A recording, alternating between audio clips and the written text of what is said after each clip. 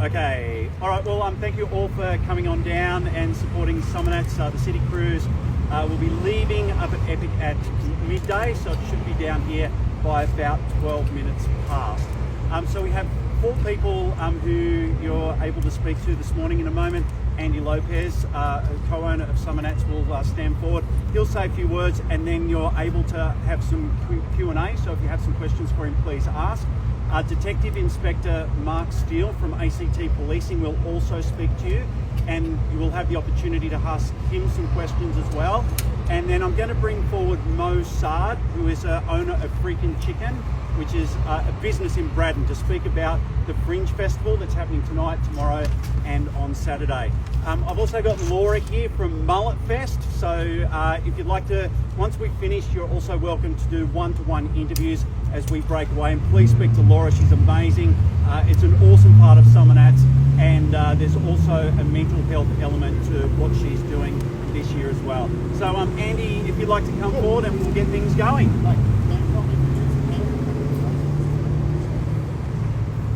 Hi guys, Andy Lopez. I'm one of the co-owners of SUMMERNATS. So welcome to the 37th Street Machine SUMMERNATS, supported by Rare Spares, back here in Canberra, hot on the heels of New Year's.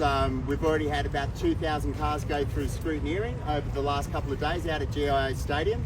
It's fantastic. Still more to go. We've just opened gates at Exhibition Park at 11 o'clock, and the place is already jumping. It's really, really cool.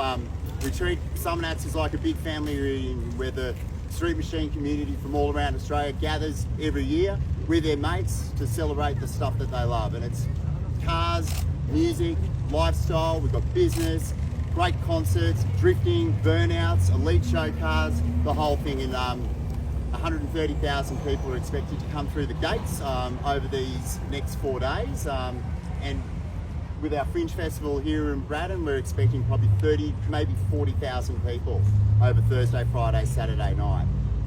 The Braddon Fringe Festival has been one of the new and exciting developments for SUMMERNATS in the last 3 or 4 years, working closely with the City Renewal Authority, Braddon businesses and Braddon residences to create a safe, well-managed, wild and vibey night in Braddon, free to the public. It's certainly well attended by SUMMERNATS spectators, but also to become a really good one for local residents and that to come in and enjoy a bit of a taste of SUMMERNATS, and hopefully we'll get booked into Exhibition Park next year. The weather's looking, it's actually pretty nice today, 26 degrees or mid-20s, we'll take that. It's going to be hot and wild over the next few days out there, expecting temperatures over 30 degrees. Got a lot of great facilities for spectators, shade, amenities, plenty of free water, sunscreen and all of that. So we're just looking forward to staging another really exciting event. And of course, getting kicked off here with the City Cruise rumbling into town at about a little bit after midday. They'll leave Exhibition Park at 12 and head down here, and it's our opening ceremony. Festival of chrome and noise and rubber. And again, free to the public for everyone to enjoy. I guess, how does this event this year compare to last year? I guess, what sort of changes are in place? What's sort of unique about this year? But unique about this year, look, the thing about SUMMERNATS is it changes every year because different cars and different people come, and that's something that's really exciting for us, obviously to see all of our old friends come back, but see what's happening out there in the automotive scene. One of the big features of tonight is we're unveiling over 20 never seen before builds, and these cars have had hundreds of thousands, if not millions of dollars spent on them. Some have been in the build for 20 years. So that's a really exciting component. That's something that's always new and fresh. We're loving our music lineup this year. We've got Thirsty Merc, Eskimo Joe and Jet playing on Friday night, Hot Dub Time Machine on Saturday. So the music lineup it's a great all Aussie music lineup, and good to have music at a festival here in Canberra. Other new things, what else have we got going on? Oh, there's a lot. The grand final of the Pro Burnout Series, the National Burnout Series, $50,000 on the line for the winner, which is massive. Burnouts are becoming they've always been really popular, but they're really starting to become mainstream. As I said, we're the grand final of, I think, around 20 events around the country. Drivers qualify all around Australia and New Zealand. to get into the grand final at SUMMERNATS, and with as I said, 50 grand on the line, it's a pretty big show. And what is SUMMERNATS' sort of position in Canberra, I guess? Well, how important is it to the city? I think, look, SUMMERNATS brings several types of benefit to Canberra: cultural, social, and economic. And I can start with the last. Like SUMMERNATS 36, so our last event, generated over $40 million in economic impact for the ACT. And what does that mean? So that means that cafes, restaurants, other businesses, hospitality, accommodation are full in a really quiet period of time. And that means that generally a lot of young people in Canberra have got jobs through that sort of Christmas and January period. So that's the economic impact. The cultural and social impact is that SUMMERNATS is intertwined with Canberra, and it shows this great city in a very different light. There are a lot of fantastic major events that happen in Canberra, but SUMMERNATS is definitely the best car festival of its type in the world, and it's here in the nation's capital. And it draws international guests and international viewers to watching what we're doing here in the ACT, and I think it's an event that Canberra's really, really proud of. And when it comes to car novices, Yeah. I guess for people who don't know, what sort of commitment, sort of money, time do these car owners go through to have their? Oh, it's an absolute labour of love, and then it's also a labour of money. So we were talking about before with some of the unveils. So in the unveil pavilion, we'll have over 20 never seen before cars, plus another 40 of what we call our elite cars. So the combined value of cars in that shed will be over $70 million. Like, it's incredible, right? That's the amount of money and time and stuff money and resources that's been put into it. But every car tells a story. Every car means something to the people who built it. It's about their mum, their dad, their family, their mates. Because it's not a solo endeavour. Building cars and presenting them to the level at which you have it takes time. It takes time. It's things that people do with their mates and their family. Cars get passed from parents to kids to their kids. We've had cars here that have been here with 3 different generations of the same family. So it's the money doesn't tell the story. It's the passion and the time and the love that tells the story of these cars. But the money is pretty considerable as well. And just one on security. Yep. Obviously, the contractor changed this year. Why was that necessary? And I guess over the next 4 days, I guess what sort of security and sort of policing will be in place? Yeah, sure. So, like, we did a thorough review after SUMMERNATS 36. Obviously, some things happened there that we weren't happy as an organisation. It doesn't reflect our standards, and to be fair to the previous supplier, it didn't reflect their standards either. We, working with police and also with our own security and risk managers, we always want to improve. We need, as the size of the group we are, we need to be at the absolute pinnacle of security management, and we always go over and above. So the decision to change security providers was really about reflecting capacity and capability in order to deliver the stuff that we wanted, what the community expects, what police want from us as well. We do all that hand in hand, and we've worked very closely with ACT Police, as we do every year, from the day SUMMERNATS 36 closed, right up until now. So we have a very strong security presence on the ground, and also in Braddon and other areas where we operate. We're really well supported and completely integrated with police. Police have a seat in our event control room, as well as a number of other agencies, and I think that the integration between our security operations and ACT Police is at world's best practice. That's what we go for, and that's, it's a commitment we've made both to the community, to government and police, and as importantly to our spectators and entrants, to deliver a safe event. Every mass gathering needs management. Every mass gathering carries the risk that a very small number of people or an individual will behave poorly and not obey the rules and not follow the standards that we've set. That's why you have security, and that's why we're well supported by police. Is not because we expect huge amounts of trouble, it's so that we can be proactive, and if there is any sort of incident, whether it's brewing or happens, that we can deal with it really effectively with minimal disruption and with safety paramount, not just for our team and for police, but also looking after the people who are maybe misbehaving because of whatever reason. We have a responsibility to everyone.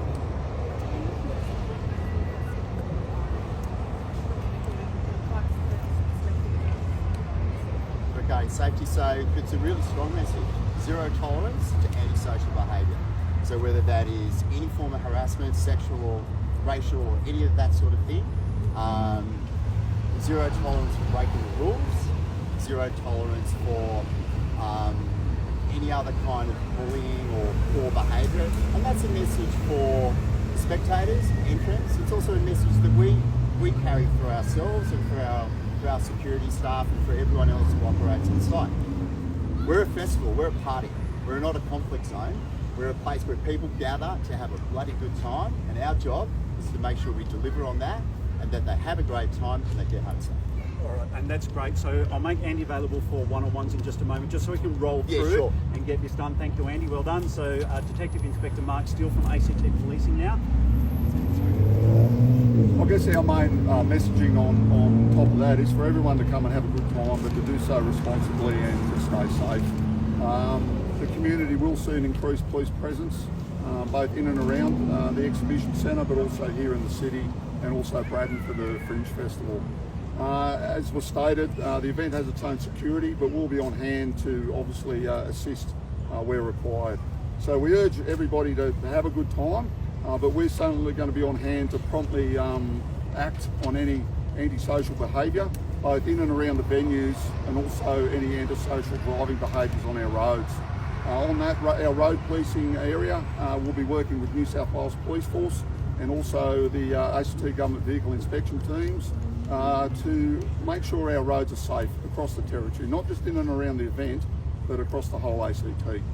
I'm happy to take any questions. When it comes to the police presence this year, how does it compare to previous years? Is it some of the biggest police presence we've seen? Look, obviously, as was stated, from the moment the event closed last year till now, we've been working hard with those events organisers and working on ways that we can improve our relationships with the organisers, but also to keep the event and the community safe.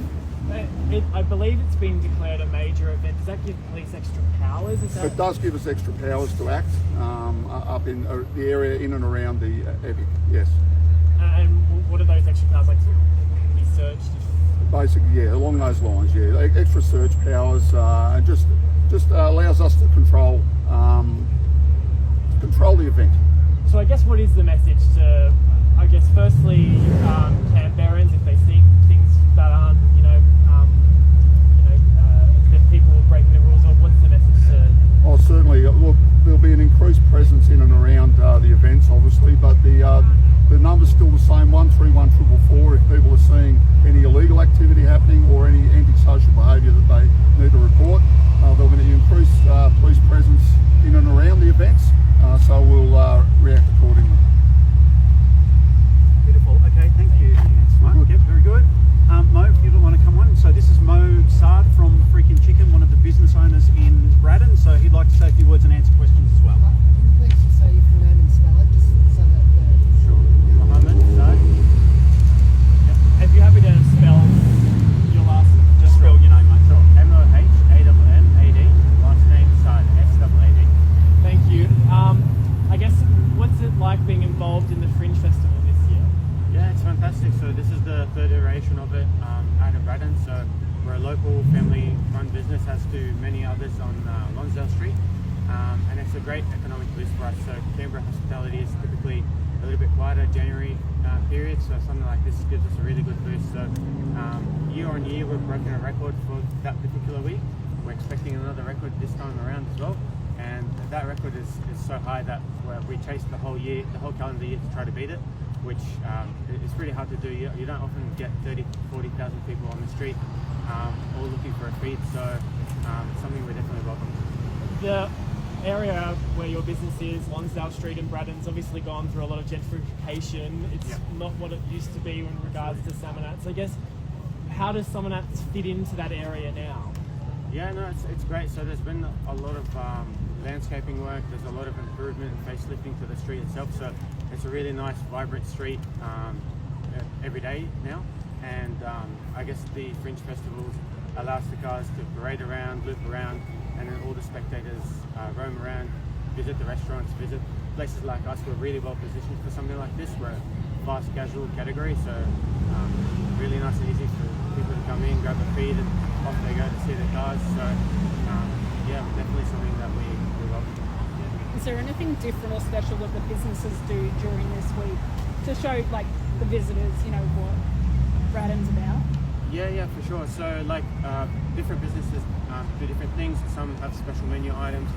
Because of the influx of the crowds, we often limit our menu slightly just to be able to stock appropriately. We're maxing out our cooler, maxing out our freezers and storage and drinks like that. So I guess everyone needs to adapt differently. But yeah, definitely we ourselves are fans of the festivals. The owners are also big fans of cars, so it's something that aligns well with our brand. So we're our social media reflects that as well. We try to get involved, capture content to also reflect and relate to the people that are also attending and visiting us. Lovely. All right, well, while we've got Laura here, we may as well bring Laura over just for, and as I said, there's a mental health element to Mullet Fest this year, so away you go. Thank you, everyone. Hi, my name's Laura Johnson. I am the founder and CEO of Mullet Fest and a super proud partner of SUMMERNATS. We've been coming since 2019 to present your Mullet Fest, the wonderful party in the back care competition at SUMMERNATS. We too have built year on year with entrants ranging from teeny tiny little bubbers to our vintage category, which is fabulous and just good fun. So it's not all about cars. There's plenty of things entertainment-wise that jam-pack the program to be able to create a real family fun vibe. Give people a minute just to collect their thoughts and be entertained. And we're really happy to be part of the SUMMERNATS family here in the ACT, representing our brand Mullet Fest, and also this year partnering with the Black Dog Institute. So obviously 1 in 5 Australians in Australia will experience mental health issues throughout their lifetime, and of that 50% won't seek professional help. So we are very excited to be able to provide some real solution-based resources through the Black Dog Institute, and to be able to shine a light, make sure that people are checking in and that people are okay. And I think sometimes it's just those really simple things like giving someone a smile. They're free, give them out as often as you can, and being able to come along to something like this where a real difference in culture is embraced. Yesterday I worked at Scrutineering and we had so many different varieties of cars, types of families, and it's a super fun way for people to just be able to really enjoy the party that is SUMMERNATS, enjoy the festival, and check in on each other and get that real cultural, social boost. When it comes to Mullet Fest, people, getting last minute haircuts now, or hearing Absolutely. We were just talking about how much effort people put into their cars, and I can guarantee you that my mullet crew will be putting in exactly as much effort into their mullets. There is pimping and pruning and washing and cutting all happening across Canberra today, I'm sure. The barbers will be booked out. But yeah, no, some people do definitely take their hair as seriously as they take their vehicle, and we actually did see one mullety vehicle with a little bit of party in the back going on, not just the blower at the front, so that's always fun too. Cool. Beautiful. All right. Again, thank you so much, everyone. If you want a one-on-one, everyone is still here for a little while. The cars aren't due for another 15 minutes or so. So please just go straight up to either Andy or Mark, Laura, and Mo as well. And you're happy to do those interviews. But thank you for being here. Thanks. Thank you. Okay. Hello,